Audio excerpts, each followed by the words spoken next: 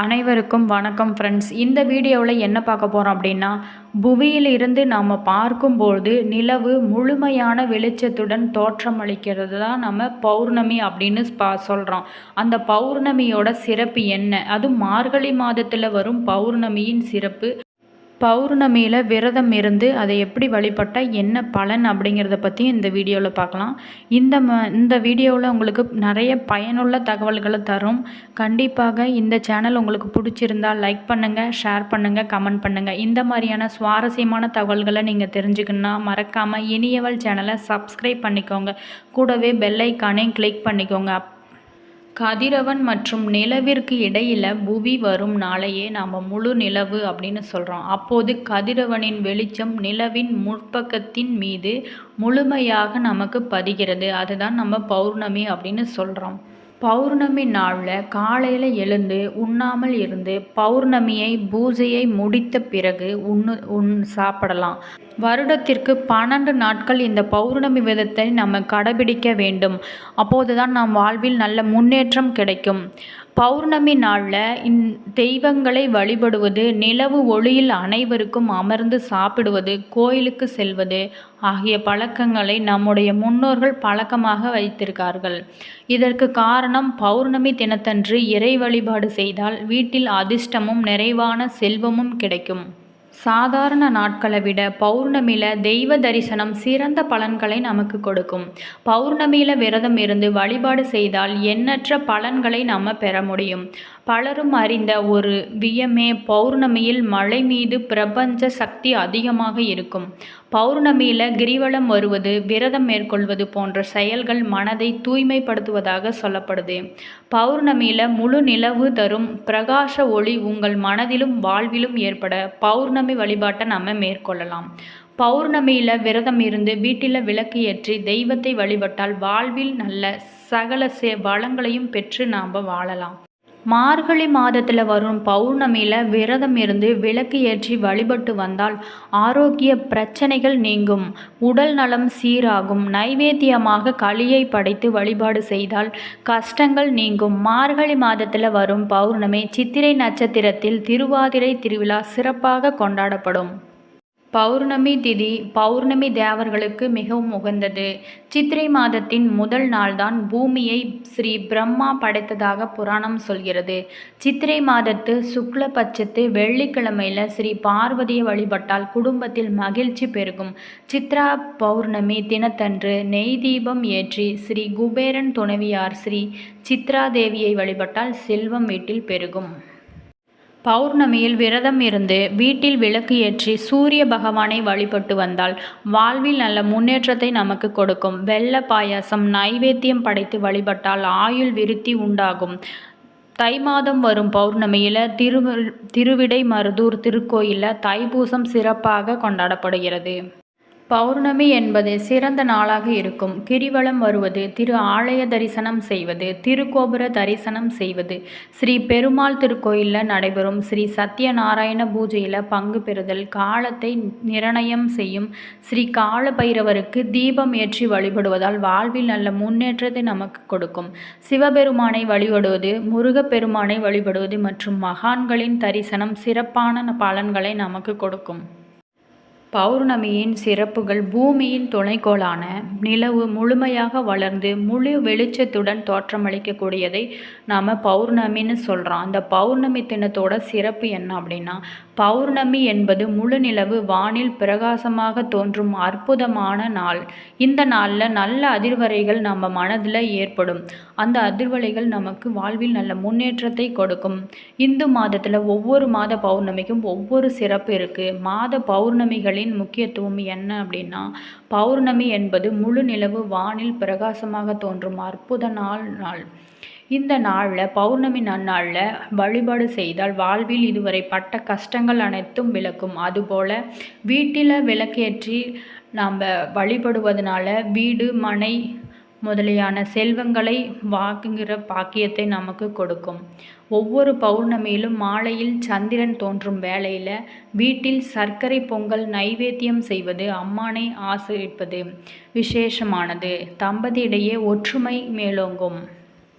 பஞ்சாங்கத்தின் அடிப்படையில் 5 திதிகள் சொல்லப்படுகிறது. அதில் வளர்பிறை திதியில் 15வது வரக்கூடிய செய்தி பௌர்ணமி திதி ஆகும். தேய்பிறை திதியில் 5 அதாவது வரக்கூடியது அமாவாசை. தமிழ் மாதங்களில் 12 மாதத்தில் வரக்கூடிய ஒவ்வொரு பௌர்ணமி திதிக்கும் சில விசேஷ வழிபாடும் விரதம் அடங்கியதாகவும் இருக்கும். மேலும் ஒவ்வொரு மாதத்தில் வரக்கூடிய பௌர்ணமி தினத்தன்று அதற்குரிய கோவிலில் பெரிய திருவிழாக்கள் நடக்கும். சித்ரா பௌர்ணமி அன்னைக்கு அனுமன் ஜெயந்தி மதுரை சித்திரை திருவிழாவில் முக்கிய நிகழ்வான கள்ளழகர் வைகை ஆற்றில் இறங்கும் வைபவம் இந்த நாளில் நடைபெறும். மற்ற பௌர்ணமி நாட்களை ஒப்பிடும்போது சித்ரா பௌர்ணமி மிக ஒளி வீசக்கூடிய நிலவை நாம் காண முடியும்.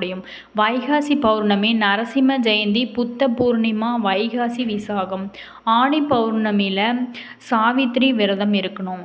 ஆடி பௌர்ணமி குரு பூர்ணா ஹரிவஸ்யா ஜெயந்தி. பௌர்ணமி விரதம் மேற்கொள்பவருங்க பௌர்ணமி நாளில் காலையில் எழுந்து விரதம் தொடங்கி உண்ணாமல் இருந்து இரவில் பௌர்ணமி நிலவு பூஜைக்கு செய்துட்டு முடித்த பின்னர் தான் நாம் சாப்பிட்ணும். பௌர்ணமி என்றாலே நினைவுக்கு வருவது கிரிவலம்தான் தாங்க. மனித மனத்திற்கும் நிலவிற்கும் நெருங்கிய தொடர்பு இருக்குது. அதனால்தான் ஜோதிடத்தில் சந்திரனை காரகன் என அழைக்கின்றாங்க. பௌர்ணமி தினத்தில் மனம் நிறைவானதாக இருக்கும். இந்த நாளில் கிரிவலம் வரும்போது இறையருள் கிடைப்பதோடு அனைத்து நன்மைகளையும் அடையக்கூடிய வாய்ப்பு இருக்குங்க. நாம் நினைத்த விஷயங்கள் நிறைவேறும். அதனால் வாழ்வில் ஒரு முறையாவது பௌர்ணமி தினத்தில் கிரிவலம் செல்ல வேண்டும். பௌர்ணமி அன்று கிரிவலம் செல்லக்கூடியவர் வறுமை பிடியிலிருந்து மீண்டு வர முடியும். தங்களோட வாழ்க்கையில் உயர்நிலையை அடைய முடியும். அவருக்கு ஞானம் செல்வம் என அனைத்து கிடைத்து தன்னிறைவு அடைய முடியும். பௌர்ணமி நாளில் தெய்வங்களை வழிபடுவது, நிலவு ஒளியில் அனைவருக்கும் அமர்ந்து சாப்பிடுவது, கோவிலுக்கு செல்வது ஆகிய பழக்கங்களை நம்முடைய முன்னோர்கள் பழக்கமாக வைத்திருக்காங்க. இதற்கு காரணம் நாம் பௌர்ணமி தினத்தன்று இறை வழிபாடு செய்வதால் வீட்டில் அதிர்ஷ்டமும் நிறைவான செல்வமும் நமக்கு ஏற்படும். பௌர்ணமி பூஜை என்பது இந்து சமய கோயில்களிலும் இந்து சமயத்தினர் வீடுகளிலும் கடைபிடிக்கப்படும் விழாவாகும். இப்பூஜையை செய்தால் மாங்கல்ய பாக்கியமும் கணவன் உயிருடனும் நலமுடனும் இருப்பதற்காகவும் என சொல்லப்படுகிறது. இந்து சமயத்தில் இன்றும் நிலவுகின்ற இயற்கை வழிபாடுகளில் இந்த பௌர்ணமி பூஜையும் ஒன்றாகும். இந்த நாளில் சந்திரனிலிருந்து அதிகப்படியான வெளிச்சம் பூமிக்கு கிடைக்கிறது. இந்த காரணத்தினால பௌர்ணமி நாட்களில் இரவுகளை மக்கள் கொண்டாடியிருக்காங்க.